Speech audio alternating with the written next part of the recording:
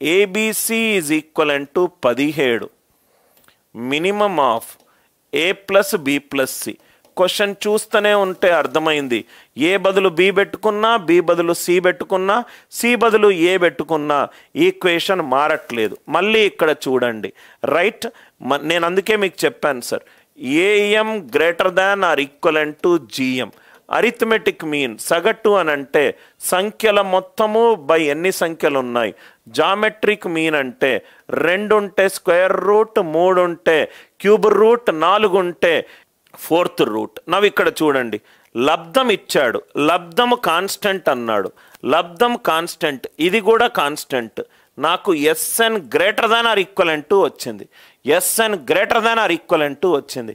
Greater than or equivalent to ఉంటే నాకు మొత్తము ఏం కనుక్కోవచ్చు, మినిమం కనుక్కోవచ్చు. అందుకే మొత్తానికి మినిమం కనుక్కోమన్నాడు, మొత్తానికి మినిమం కనుక్కోమన్నాడు. Are you all with me? ABC equivalent to 17 minimum of A plus B plus C. ఇదేమో సిమెట్రిక్ ఫంక్షన్. సిమెట్రిక్ ఫంక్షన్లో మనకు ఆన్సర్ రావాలి అని అంటే A equivalent to B equivalent to C వేస్తే చాలు. అంటే A cube equivalent to 17, A ఎంత 17 పవర్ 1/3. సో ఇది 3a, 3 into 17 power 1/3, 3 into 17 power 1/3, 3 into 17 power 1/3. Question అర్థం చేసుకుంటే చేస్తే చాలు. 3a plus 4b plus 5c some కావాలి, లబ్ధం ఇచ్చాడు, రైట్. మొత్తం ఇచ్చాడు, లబ్ధం కావాలి. AM greater than or equivalent to GM. Sir ఇది సిమెట్రిక్ ఫంక్షనా అంటే కాదు, ఇది సిమెట్రిక్ ఫంక్షనా అంటే కాదు. ఎందుకనంటే ఏ బదులు బి పెట్టుకున్నా, బి బదులు సి పెట్టుకున్నా ఈక్వేషన్ మొత్తం చేంజ్ అవుతుంది. 3b plus 4c plus 5a equation మొత్తం చేంజ్ అవుతుంది. కాబట్టి ఇది కాదు. సో అరిథమెటిక్ మీన్ సగటు 3a plus 4b plus 5c by 3 greater than or equivalent to cube root of 3a into 4b into 5c, 3a into 4b into 5c. మనకు ఏం కావాలి answer? 3a plus 4b plus 5c greater than or equivalent to 3 into cube root of 20, 60, 60 into 6. So కాబట్టి answer ఎంత?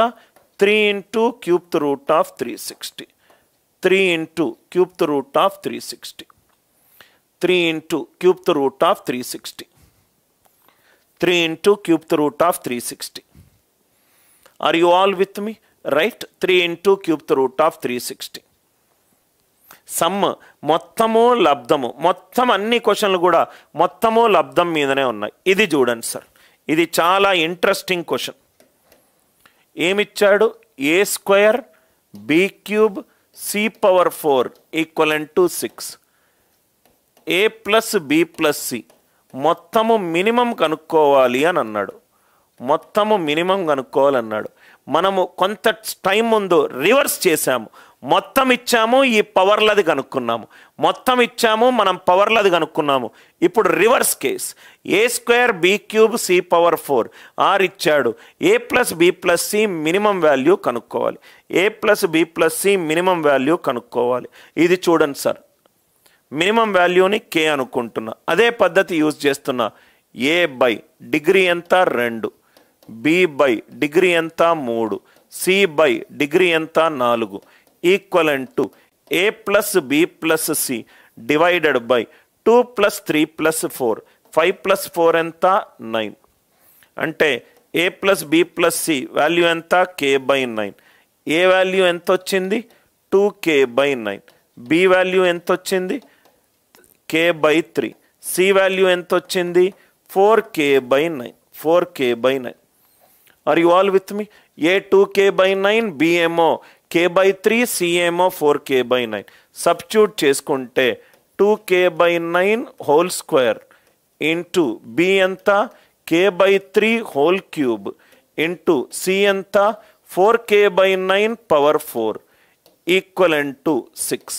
So k ఎంత వచ్చింది? k power 9 into 2 square into 4 power 4 అంటే 2 power 8 divided by 9 square into 3 cube into 9 power 4 equivalent to 6. దాని నుంచి కే value వస్తుంది. ఈ step అందరికీ అర్థమైందా? మిగతాదంతా క్యాలిక్యులేషన్ సార్, మిగతాదంతా సోదే. రైట్, మనకు ప్రీవియస్లో ఏంటంటే ఇది ఇచ్చాడు, ఇది కనుక్కోమన్నాడు. రైట్, ఇప్పుడు ఏంటంటే ఇది ఇచ్చాడు, ఇది కనుక్కోమన్నాడు. రివర్స్ కేస్, ఇది ఇచ్చాడు, ఇది కనుక్కోమన్నాడు. ఈ బాక్స్లో వేసిన స్టెప్ అందరికీ అర్థమైందా? ఆల్రెడీ మనము ఇటువంటి ప్రాబ్లమ్స్ కొన్ని చేసాం.